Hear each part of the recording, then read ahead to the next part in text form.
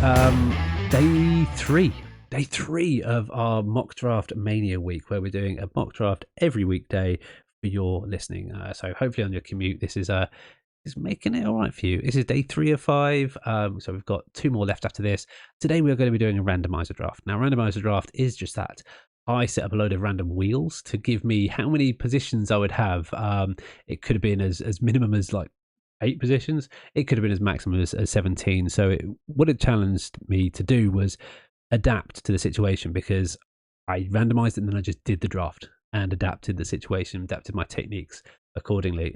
Also, adapted the order as well. But I think I ended up getting quite a good position, but you'll have to wait and see. I did it a couple of weeks ago, so you know what? Let's pass it back to Sam from a couple of weeks ago to see what happened.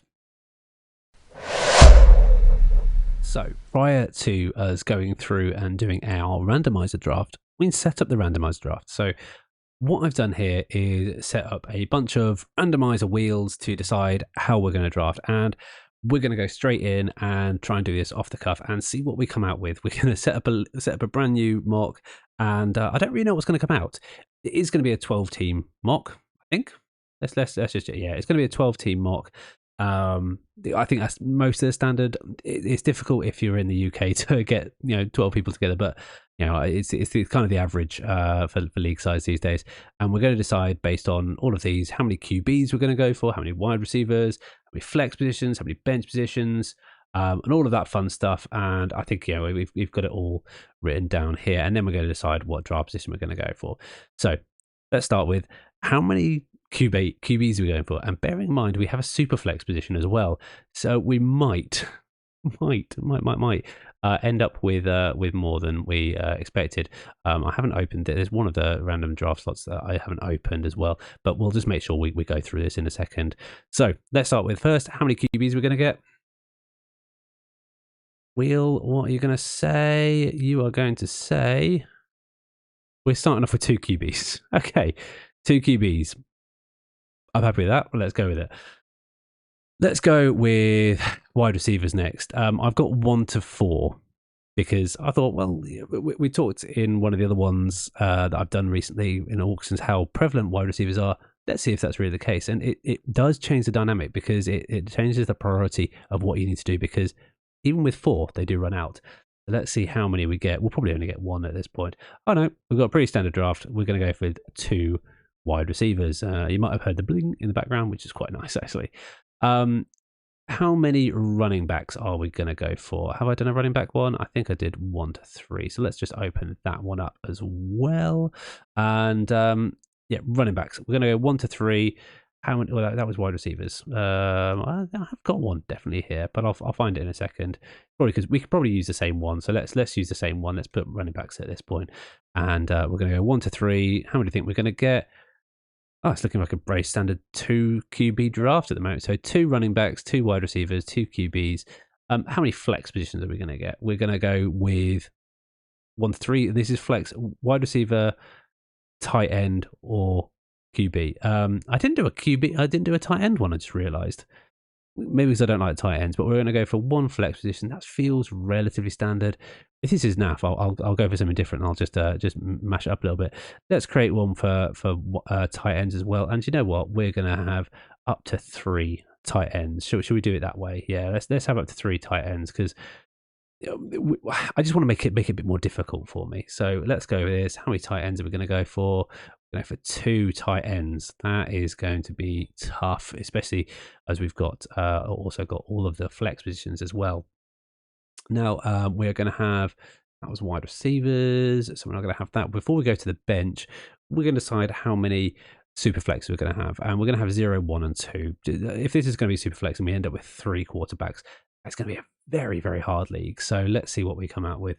We could end up with needing 4 quarterbacks. We've got 1 extra super flex position as well. So yeah, that's going to be difficult. And then the bench, let's see how bench deep we are. Minimum 2.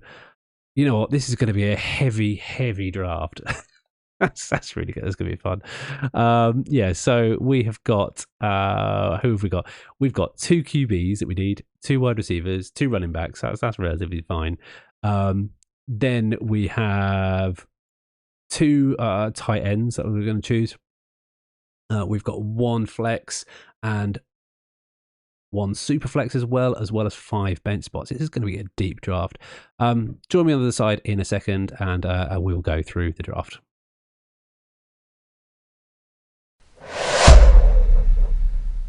So we're back, and hopefully you guys haven't seen much change. We're going to so actually, yeah, let's look behind the kimono a little bit here. I messed up and I started this without being 2 QB, so the draft settings are a bit silly and it wasn't quite working properly. So we're going to set it as a 2 QB draft, and now you can see the ADP is a bit more aligned. When I did it last time, it was just drafting as normal. I did just spin the wheel a second ago. I got a result of number 1 slot, which is not something I want because I have to lead on this one. I have to wait a long time, but you know what? I'm on the clock and it's going to be an easy option. I'm going to pick Mr. Oh, that's annoying. It did an auto draft. Well, you know what? I'm not unhappy with that. I would have gone for any of these 3. Let's go with Jalen Hurts. I was too busy talking, apparently, to make it work. Well, Joe Burrow goes straight after Patrick Mahomes, Josh Allen, Lamar Jackson, Justin Herbert, Trevor Lawrence, Justin Fields, Deshaun Watson, and Dak Prescott all go because this is effectively a 3 quarterback competition. So a lot of the major skill players are still available, and coming back to me, I've got 2 picks, and I think I might have to go. I'm just going to go with 1 QB because I still think there are decent QBs left after me because I don't see a huge amount of difference between the likes of Tua, Kirk Cousins, and co. Now it looks like my timer is completely off, so we'll have to see what happens there. But yeah, I'm going to go and pick a running back that I value very highly. I'm going to pick Josh Jacobs. And because running backs, you know what, this is PPR format. So I'm thinking that wide receivers are high, but there aren't any ones that really interest me. I'm not convinced of Garrett Wilson to have a sophomore continuation. I do like Amon-Ra St. Brown a lot. It does limit my options elsewhere, and I might go for Goff. So I might go for that stack later on. Thinking actually, if Devontae Smith is available, you know what, Devontae Smith is available. Let's get that elite stack early on. I'm going to reach for a little bit because it's going to be a long time till it comes back to me. So let's go for Devontae Smith and have a Devontae Smith versus DK Metcalf stands a half a chance to get it back to me, especially with QB. So I'm going to go Devontae Smith, and if people are pushing on that one. But people are pushing on the skill positions now. We got Derrick Henry going in the 3rd. This is what it makes it weird with 2 QB drafts. Tua Tagovailoa goes, Kirk Cousins. At the turn, we've got the guy going Pollard and Stevenson. DK Metcalf does go, unfortunately, it doesn't reach it back to me, but I think it was a bit hopeful. Jahmyr Gibbs goes, which leaves me with a decision of which QB to go here. And I'm going to look down the QB list because I've probably got to pick 3, really. And if I don't pick one now, I could be left wanting a little bit, and I still think there are decent options available at wide receiver further down. I like the idea of Drake London, DJ Moore. It probably won't get back to me, but Michael Pittman as a wide receiver 2 I like. Running back is looking a bit thinner, but there are people later on that I think are of high value. I like Joe Mixon. Whether he gets back to me, unlikely, but Miles Sanders as a running back 2 is interesting. Dalvin Cook, I'm not particularly interested. Cam Akers, I think, could have a breakout, especially if I go late QB as well. I'm going to go with someone who I really value and I think is a tier break. It's going to be Aaron Rodgers here. I could have gone for the boom or bust with Anthony Richardson.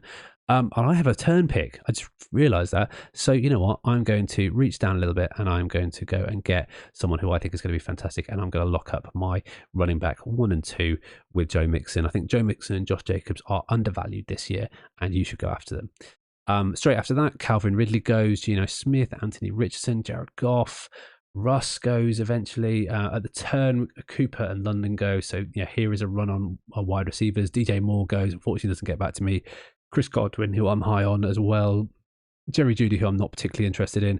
And you know what? Maybe I made the wrong decision because the wide receivers that are coming up to me now, I'm not particularly hot on.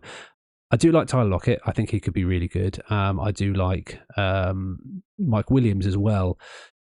I think they could both be interesting, but maybe I'm thinking of a different position entirely, and maybe I'm thinking of locking up my final quarterback because it then drops down massively. We're now looking in the realms of Sam Howell when it comes back to me. So, you know what? I'm going to take someone who I'm advising a lot of people to take in one quarterback leagues. I'm going to take Matt Stafford because I think he could have some elite production with some of his guys there. Now, it puts it all out of order, but I'm going to take the final tier break on tight end and just lock up one of those positions because I've still got to take 2 tight ends. It's crazy. This is a really weird randomizer, and I'm making decisions on the fly that I wouldn't make based on the tiers that are constantly in my head that I dream about. But so far, through 7 rounds, Jalen Hurts, Josh Jacobs, Devontae Smith for that stack, Aaron Rodgers, Joe Mixon, Matt Stafford, Darren Waller. I'm really liking that. Who else goes? Yeah, I'm glad I went QB because Kyler Murray, who I don't think is fantastic, he was Team 11's first QB. That looks like a bad draft, and we'll maybe look at each one's draft afterwards. There is a tier breaker tight end coming up here for me, I think. Yeah, there is. So I think because I've got the benefit of having the turn, I'm going to go for my second tight end, and I am going to go for Evan Ingram. And I'm just thinking, doesn't interfere with anything. No, I like Evan Ingram. I'm going to go for him there. And I'm going to go for my second wide receiver, someone who I think is, you know what, I'm building on. I'm building on. I'm kind of starting to like him more. I'm going to go with Deontay Johnson. I'm not sure which order I'm going to put this in, but you might have something to look at in the auction draft around those players as well. Pat Freiermuth goes shortly afterwards. Funny enough, I'm doing this back to back with the auction draft in real life now. So it was interesting doing this because my way of thinking with the auction draft has completely changed. You know, there are some interesting players going here as well. Chiga Kwaku, I'm very glad I went for that tight end because that tight end position is done. And it looks like I'm pretty much there. So I need another skill player and probably want depth value at quarterback, seeming as I'm probably going to play 3 week in, week out. Now, Michael Thomas is a name that's interesting. Are we trading on name value alone? I think Cortland Sutton is massively undervalued. I like the looks of him. And because this is a PPR, I do want some additional depth at both wide receiver and running back. So I'm going to go wide receiver running back here. And because I'm at the turn, I've got my choice. I'm going to go with Cortland Sutton because I like him better than the other options. And he might come back to me, Jerick McKinnon. So if he comes back to me, I'm good. Devin A.K.A. won't come back to me. And I think there might be a rush on some lower quarterbacks moving forward. Because if I look at the other players and other rosters, I don't think there are some players who are suffering without. Everyone's got 2 quarterbacks now, so maybe not. You know what? I'm going to wait on Jerick McKinnon. I'm going to go Devin A.K.A. Devin A.K.A., if you've been listening to the pod for a little while, he is one of my guys this year. So I'm really happy. I thought this was 13 rounds. It's 15 rounds. Sorry about that. I lied to you all. Michael Thomas, who I was interested in, the name value goes straight afterwards. We're looking for Jerick McKinnon, and he unfortunately goes for someone who's got a fair few running backs who've gone late running back. And that's a technique that I would always advise. If you're going to go late running back, go plentiful running back. Now, I'm looking at building depth now. I'm glad I got Devin A.K.A. because I do rate him better than Jerick McKinnon. I think Jerick McKinnon maybe has a better floor. And I'm looking at some second year players here that are interesting to me. I haven't got any depth in my squad yet, which is fine. It's what to be expected when you've got a short bench and lots of 2 for positions to pick here, 2 for and 3 for positions as well, because you've got those flexes. I'm just going to look to build some value here, and none of these guys are going to come back to me. Out of this bunch of merry men at quarterback, is there anyone who speaks to me as having a route to success this year? No, there isn't. Will Sam Howell outscore a Josh Jacobs? Maybe, but I don't think on a regular basis. But I am going to go with the upside, and I'm going to go Sam Howell there, just to cover off that and make sure I've got bench depth at super flex as well.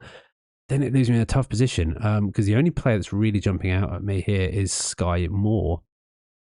I don't know why. I've been quite interested in him as a player. I have got him in Dynasty, so maybe that's why. Outside of that, there isn't anyone really that's jumping out at me being available in the next lot. So maybe I can just go down another tier and pick up some bums later on. But I'm going to go with Sky Moore because even if he's not great, he is going to be part of a good offense. So let's go with him.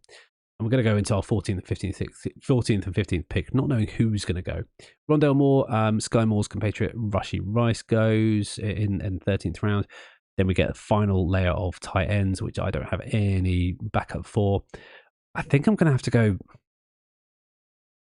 I think I'm going to have to go tight end if there's one available, one obviously available, and there is one that I really like. He's already got a star by him, and some other skill player who I think stands a chance to break out. And there's someone who I like a lot, who again I've starred, and I'm going to go with the 2-star players. I'm going to go with Mike Gesicki.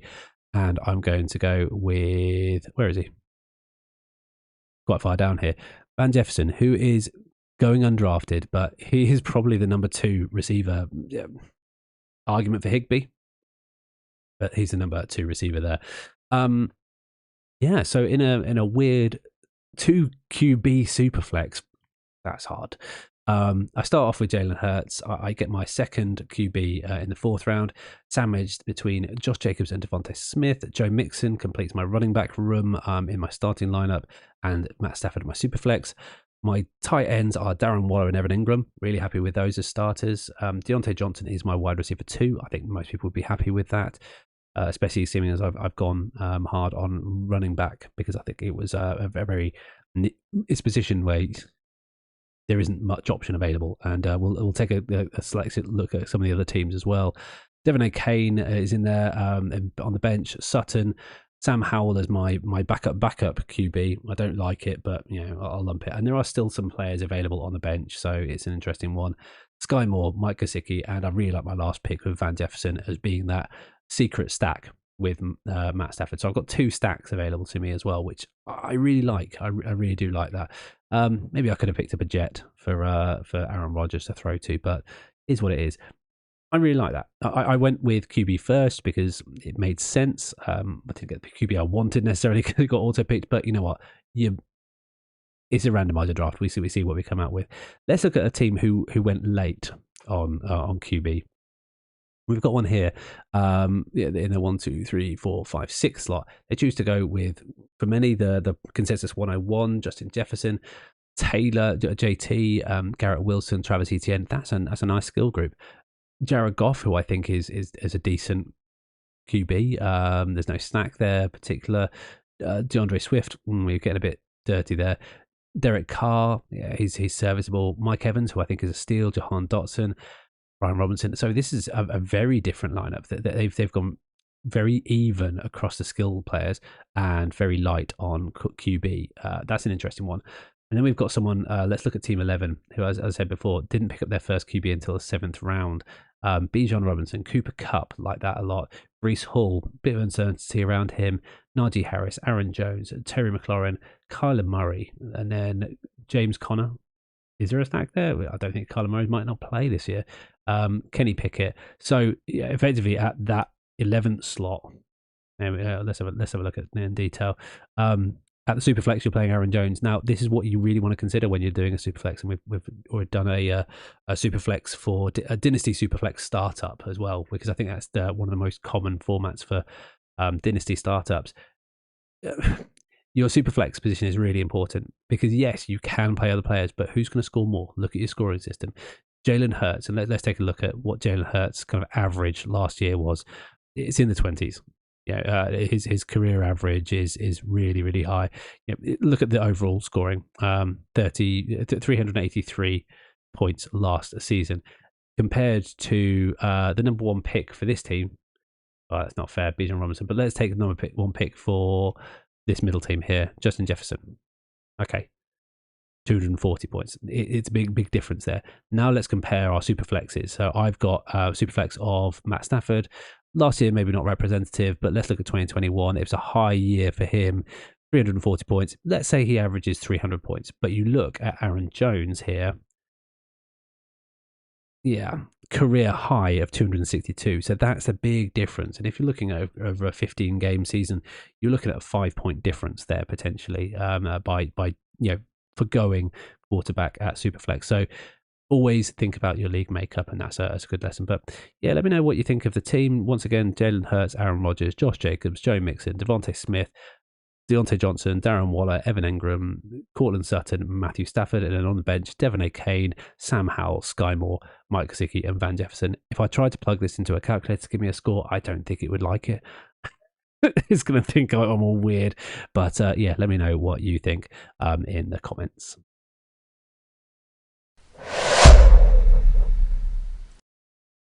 As always, guys, thank you so much for listening. That was day 3, the randomizer. It was a ride for sure. That was good fun to do, and it's a big old draft.